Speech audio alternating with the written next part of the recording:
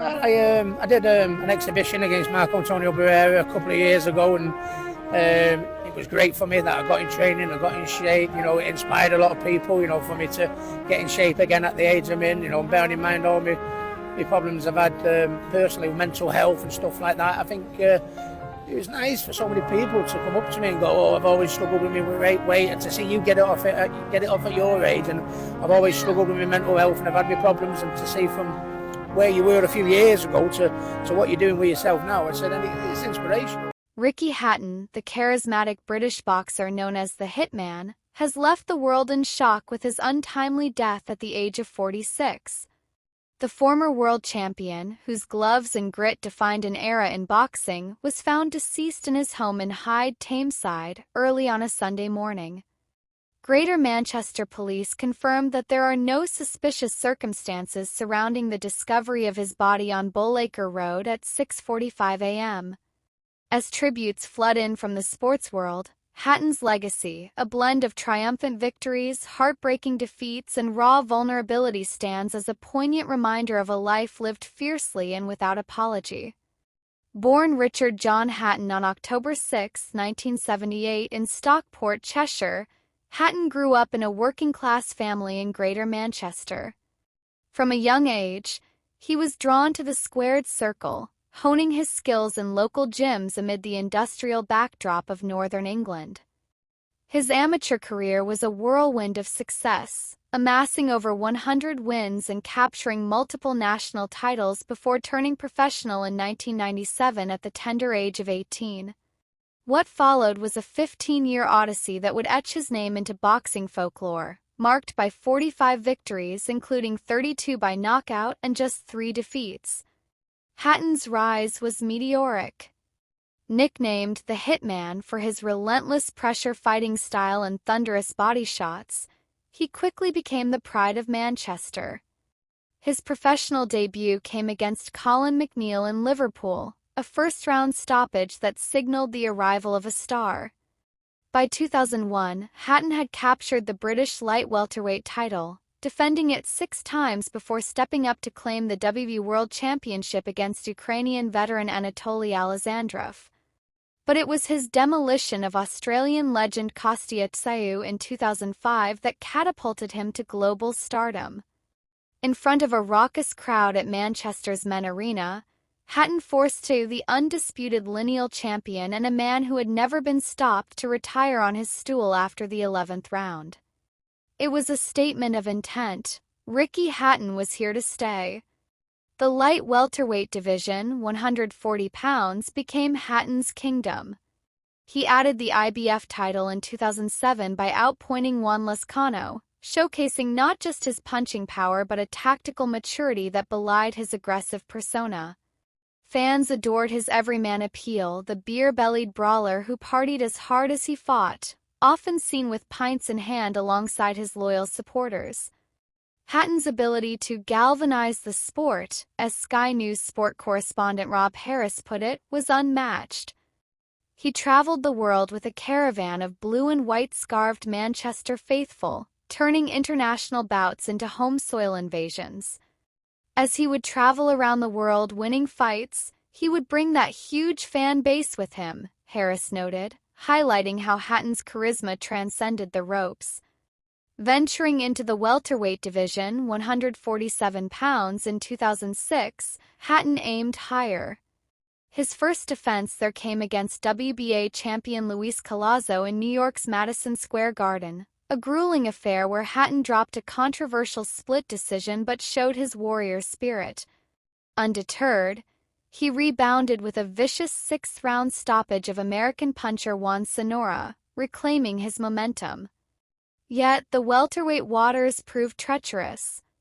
In 2007, Hatton faced the pound-for-pound king Floyd Mayweather Jr. in Las Vegas. The fight, billed as a clash of styles, ended in heartbreak for the Hitman, a 10th-round TKO after a barrage that left him bloodied and broken. Mayweather's precision dismantled Hatton's pressure game, exposing vulnerabilities that would haunt him. The defeat to Mayweather plunged Hatton into darkness. Publicly, he was the affable lad from Hattersley, but privately the pressures of fame, a fractured personal life, and the sting of loss unraveled him. Just 18 months later, in 2009, another nightmare unfolded against Manny Pacquiao. In their IBO light welterweight title clash at the MGM Grand, Hatton was stopped in the second round by a devastating left hook, his second brutal knockout in quick succession. Pacquiao's loss was a gut punch literally and figuratively, triggering a spiral into depression, alcohol abuse, and cocaine addiction. Hatton later admitted in interviews that the defeat broke me, leading to a suicide attempt in 2010 where he locked himself in a hotel room, contemplating the end. Rehab followed in 2010, a humbling chapter Hatton shared openly to destigmatize mental health in sports. "I didn't want people telling my kids that I blew it," he reflected ahead of his 2012 comeback fight. His 3 children daughters Millie and Fern and son Campbell were his anchor. Despite the demons, Hatton bounced back with characteristic resilience. He returned in September 2012 against Vyacheslav Senchenko, winning the WBA welterweight title by 9th-round stoppage in an emotional Manchester night. But the joy was short-lived. Just 2 months later, Senchenko reclaimed the belt in a November rematch via 6th-round KO, prompting Hatton's second retirement. Hatton's candor about his struggles endeared him further to fans. In 2023, Sky's documentary Ricky Hatton, Hitman laid bare his triumphs and torments, the glory in the ring juxtaposed against family fallouts, including a bitter rift with his father and former trainer Billy Graham, and battles with addiction that led to arrests and rehab stints. The film humanized a hero, revealing a man who, despite holding multiple world titles at light welterweight, IBF, WBA, WBC, and one at welterweight, grappled with the very human cost of glory. "He could seem so ordinary while still achieving great sporting heights," Harris observed, capturing Hatton's relatable charm. Post-retirement, Hatton channeled his experiences into mentorship. Overcoming his feud with Graham, he stepped into training, guiding Kazakhstani Zanat Zakianov to a 2017 IBF bantamweight world title, a full-circle moment that healed old wounds. Hatton also embraced the spotlight beyond boxing. A die-hard Manchester City supporter, he became a fixture in the stands, his passion mirroring his fighting fervor. In 2024, he traded gloves for skates on ITV's Dancing on Ice, bringing his infectious energy to the ice rink. Though he exited first, partner Robin Johnstone remembered him fondly. "You were a true friend, beyond sad at this devastating news." Hatton's foray into reality TV underscored his willingness to reinvent, always with that cheeky grin.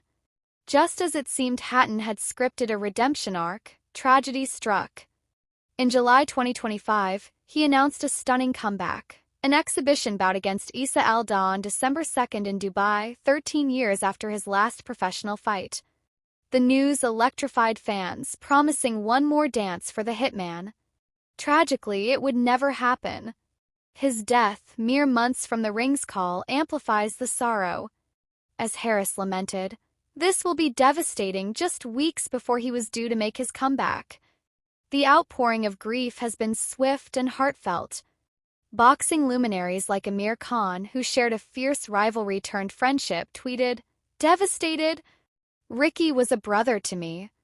Heavyweight king Tyson Fury, another Mancunian icon, called him a legend who inspired generations. Chris Eubank Jr. and Barry McGuigan echoed the sentiments, praising his heart and humility.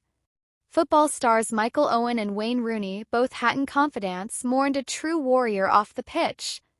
Manchester City honored him with a minute's appreciation before the Manchester Derby, the Etihad Stadium falling silent in tribute to their blue-hearted son. Hatton's impact extended far beyond statistics: 45 wins, 3 losses, 32 KOs. He was the people's champion, a Stockport lad who packed arenas from Manchester to Vegas, his post-fight sing-alongs of Oasis anthems becoming legend.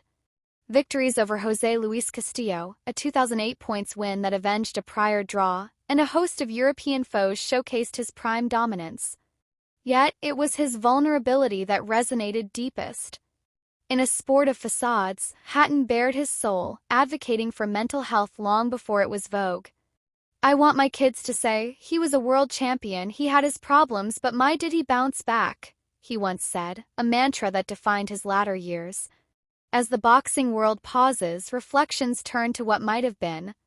That Dubai bout could have been a celebratory swan song, a final bow for a man who gave everything. Instead, Hatton's story ends abruptly, leaving fans to cherish the memories. The roars of Sweet Caroline at his weigh-ins, the unyielding pressure that felled giants, the quiet strength in admitting weakness. Ricky Hatton wasn't just a fighter. He was a mirror for the struggles we all face, the hits we take, the comebacks we chase. In Stockport and beyond, the Hitman will be remembered not for how he fell, but for how he rose, time and again. Rest easy, Ricky. You've left the ring, but your spirit packs a punch that echoes eternally. Thanks for watching. Subscribe to daily updates and never miss a video.